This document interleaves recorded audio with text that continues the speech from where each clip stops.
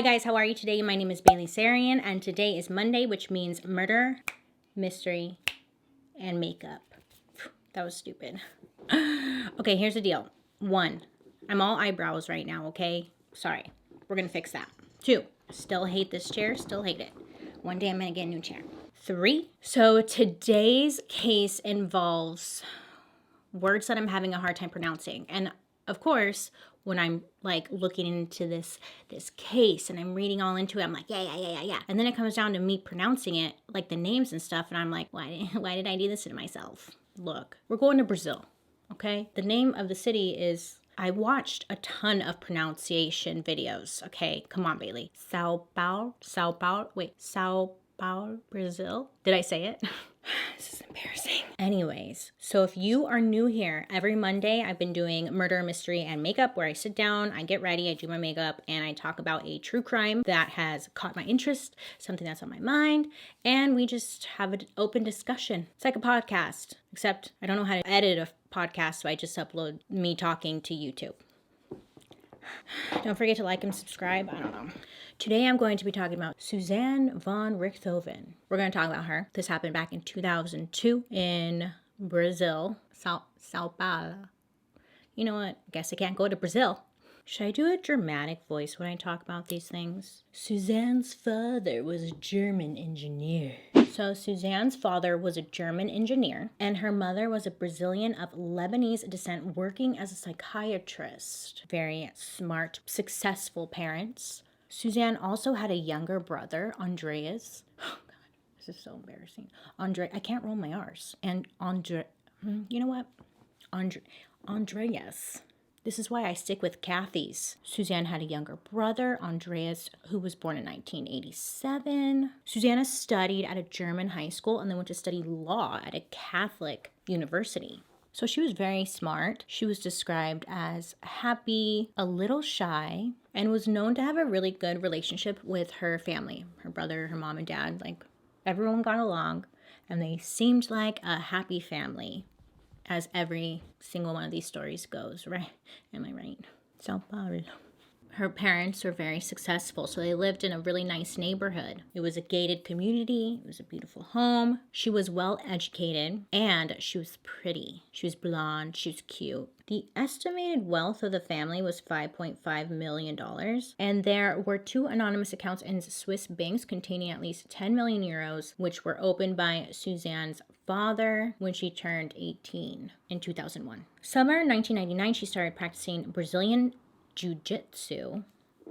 And that's where she met Daniel. Her and Daniel hit it off. She thought he was cute. He thought she was cute. And they ended up becoming a boyfriend and girlfriend. Reports said that like the relationship happened pretty quick. When you're a teenager, you're not really taking anything slow. You're like, you meet someone, you get into a relationship right away.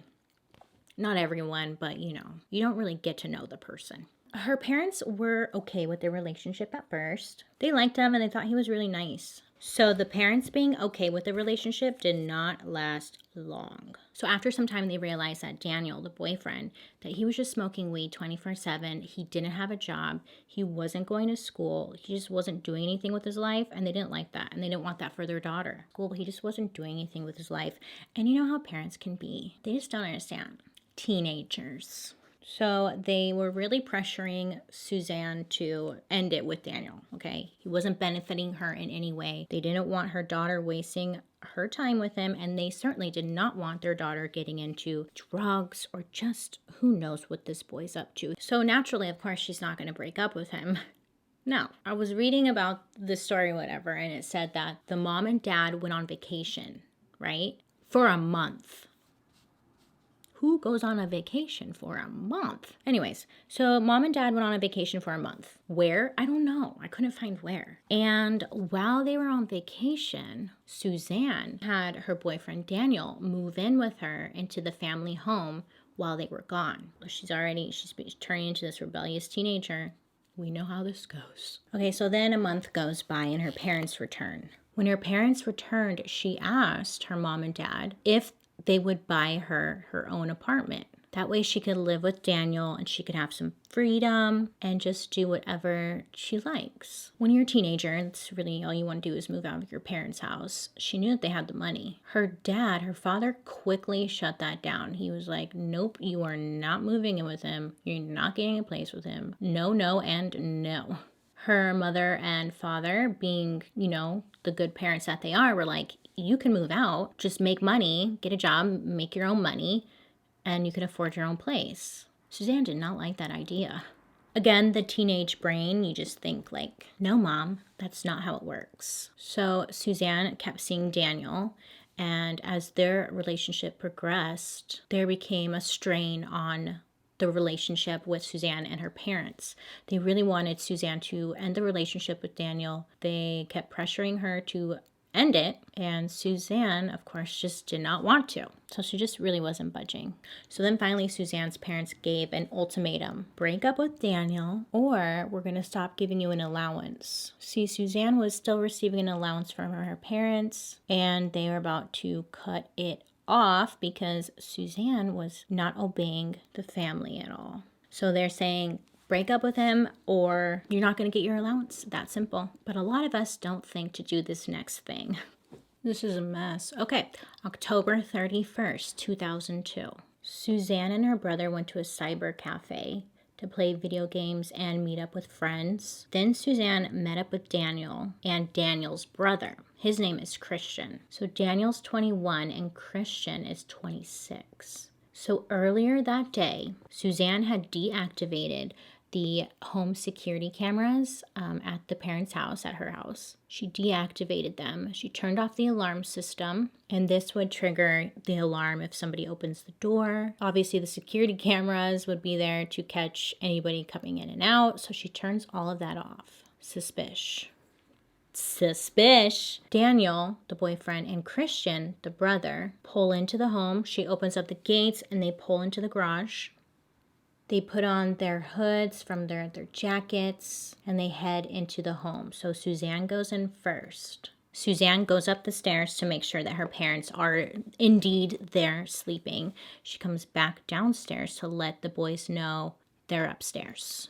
Handle it. She didn't say that, but I think that's what she said. Suzanne sat on the couch, and both of the boys headed upstairs to the parents' room. The two brothers had iron bars with them, and they started to beat the parents with these They started to beat them. They bashed their heads in, or tried to at least. But the parents did not die. They were still alive and they were holding on. Because they were being attacked, the parents obviously were screaming and yelling. They were being loud apparently. So that's when Daniel decided to run to the bathroom and grab wet towels, put it over their face to drown out the noises. Guess they also tried to strangle the parents with the towels as well. Apparently the parents were still not dying. They were not dying. So, of course, because these are bright young men, they decide to go downstairs and grab a jug of water because, Daniel goes downstairs to grab a jug of water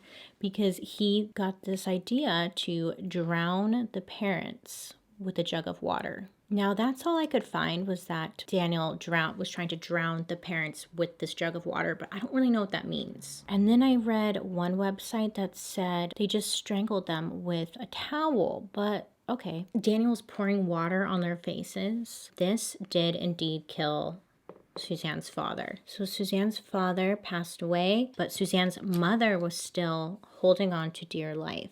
So the boys, Daniel and Christian, they ended up getting a plastic bag. They tied it around her head and they waited until she suffocated and died. They died a very slow, painful death, which is so sad. Suzanne was just on the couch the whole time, which I don't believe that, but whatever. I wasn't there, so what do I know? So once the mother had died and things had quieted down, Suzanne went upstairs to make sure are they dead? And then the three of them came up with a plan to stage the scenes. They wanted to make it look like there was a robbery in the house. So they're so dumb and sloppy. They scattered some papers around, but it wasn't messy. I guess it was you could tell it was a perfect little scatter of papers. They also took a bunch of money from the parents' room. They just kind of shuffled things around to make it look like it was indeed a break-in. Side note, but I just have to say, this is probably the ugliest eye look I've done in a long time. This side of my eye is flaking off. Don't at me about this. This part of the plan that they had was like just done so poorly. They did not think this through. They staged a break-in, and the break-in didn't even look like a break-in. It looked like someone staged it. Apparently, they left behind some important stuff, like they left behind a cell phone. One report said that they left behind a gun. My thought was, if they had a gun, why wouldn't they use it when they were attacking the parents? Because they seem to be having a really hard time. Okay, I shouldn't have picked one with a language barrier. That was a bad call on my end. But what I do know was it was sloppy. But the one thing that they did take off with was a ton of money. Good for them. They're going to start their life with all this money. Cha-ching. So then their idea was, okay, well, let's go check into a hotel and use that like as an alibi. See, we were at a hotel. And then Christian, Daniel's brother, he went to a fast food restaurant, again, to use like as an alibi. I'm assuming showing the receipt. At this time, he was at this fast food restaurant. So they were trying to get their alibi straight. After some time, Suzanne then checked out of the hotel and she went to go pick up her brother. He was still at the cyber cafe. So she went to go pick him up. Christian and Daniel had left, picks her brother up, and they head home. Okay, so I changed my shirt because I was getting cold. Moving on. So Suzanne picks up her brother from the internet cafe. They go back to the house, and then that's when they discover the family together. Obviously, for the brother, it was like tragic. Both of his parents are dead. Looks like someone broke in. They instantly called the police, and when the police got there, they were told that somebody broke in and killed their parents, but the police knew by looking at the scene. No, this looks a little fishy. Police suspected that it was somebody close to the family just because of how it was done. Somebody who knew them. They also noted that the alarm system was turned off, so somebody had to be inside of the house, and that was a red flag. This break-in there were papers kind of like scattered perfectly around. It just seemed a little bit more planned than the family was making it out to be. So they suspected sister and brother in general, but then they narrowed it down to Suzanne. And the reason that they narrowed it down to just Suzanne was because it was her 19th birthday the next day, and she had friends over to the house and her boyfriend, and they were hanging out celebrating her birthday and swimming in the pool. Her parents just died, and you're having a party? Super suspicious. Come on, girl. She's sloppy. So that's when investigators really cued in on Suzanne and also her boyfriend. Oops. Oh my gosh. So Christian, the brother, Daniel's brother, he ended up buying a motorcycle like a couple days later after the murders, and he paid cash for it. Now, coming from his background, he didn't come from a good neighborhood. He didn't have a job. This rose red flags because where'd he get that money from? So that was stupid on his end. He couldn't wait a little bit longer. He did it just a few days after the murders. Christian was the first one to get arrested, and he paid in all $100 bills. So you got something to do with this. After being questioned by police, Suzanne eventually broke down and she confessed to killing her parents. And this actually turned into like a huge media focused case because of the big contrast between the two brothers, Daniel and Christian, and Suzanne. This is so sad, but it's just, we stereotype. When you look at the two brothers, they looked like criminals, okay? Suzanne was this pretty intelligent, blonde hair girl. People did not want to believe that Suzanne had anything to do with this. They were all on her side. They're like, no, she didn't do it. There's no way. The brothers did it. So it created like a really big divide. Suzanne was just well educated. She spoke 3 different languages. There's no way she killed her parents. What was the motive? She already had money. The public was heavily questioning whether Suzanne did this or not. There was actually a TV interview with Suzanne, and she was talking about what had happened, playing the victim essentially. But there's this part where she was getting coached by her attorney. The cameras were rolling, and this guy leans in and tells Suzanne, when you're talking about it, make sure to cry and cry loud and like cry hard, because then people will believe you more. So the cameras caught him coaching Suzanne how to act, and they rolled it on TV. So that's when everyone was like, okay, she did it. We take everything back. She did it. Honestly, it was looking like Suzanne could have potentially gotten away with this just because everyone was on her side. But that TV interview is what really sealed the deal. I put on the biggest lashes I could possibly find, cover up all my mistakes. July 2006, 4 years after the murders, Suzanne, Daniel, and Christian were put on trial for first-degree murder. Suzanne pointed the finger and put the blame on Daniel and Christian, saying it was their idea, and they were the ones who did it. Her lawyer also said that there was no motive, and she was directed to follow through with the crime by Daniel because she looked up to him as a god, and it was just, she was obsessed with him. She was so in love with him. That's why she went along with it. But Daniel and Christian pointed the finger back at Suzanne, saying it was all her idea. They followed through with it because they were going to get some of the money. Sounded like a promising future for them. In different documents, it was saying that in court, Suzanne had no emotion. She wasn't crying at all. And both brothers cried a lot throughout the trial. There was a point where Suzanne started to laugh when they were being questioned, which isn't a good look. In court, they had a motive. They knew what the motive was and why Suzanne did it. If her parents passed away, Suzanne was going to inherit $17 million from her parents. $17 million. She wouldn't have to go to school. She could move out with Daniel. She could just live this awesome life without having to work. So that's like this teenage girl's dream. In court, they also made a lot of low blows. So Suzanne said that her father was sexually abusing her and also that her parents were alcoholics. She was just pulling everything she could out of a hat. She was like, yeah, what about this though? Okay, they're alcoholics now. Yep, Oh, no? Okay. Sexually abused me. Yeah, he did that. But Andreas, her younger brother, testified, and actually their parents were not alcoholics. There was no sexual abuse happening. In the autopsy of the parents, they found no alcohol in their bloodstream. Does that prove that they're alcoholics or not? No, not necessarily, but it didn't really help her claim at all. Prosecutors said that Suzanne was the mastermind behind all of it, and they wanted to give her 50 years in prison. That was the goal.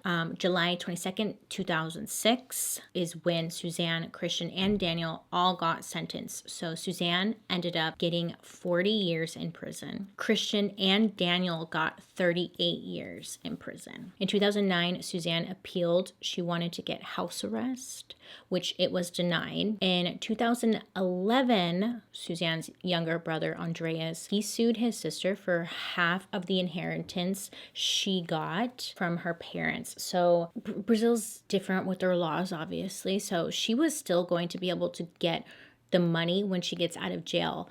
If it was in her name, she was still going to be able to get the money. So even though she went to prison, she has something to look forward to when she gets out. As long as it's in her name, it's still hers.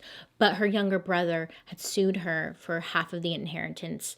So he ended up winning and he got everything. Also in Brazil, I was reading that they have this law where if you're in prison, as long as it's not like some horrendous crime, you have good behavior, you can actually get out of prison for holidays. So Suzanne got out on Mother's Day, Christmas. There was another holiday too. Just every holiday, if you have good behavior, they actually release you from prison for up to 7 days. And then you come back and you finish up your sentence.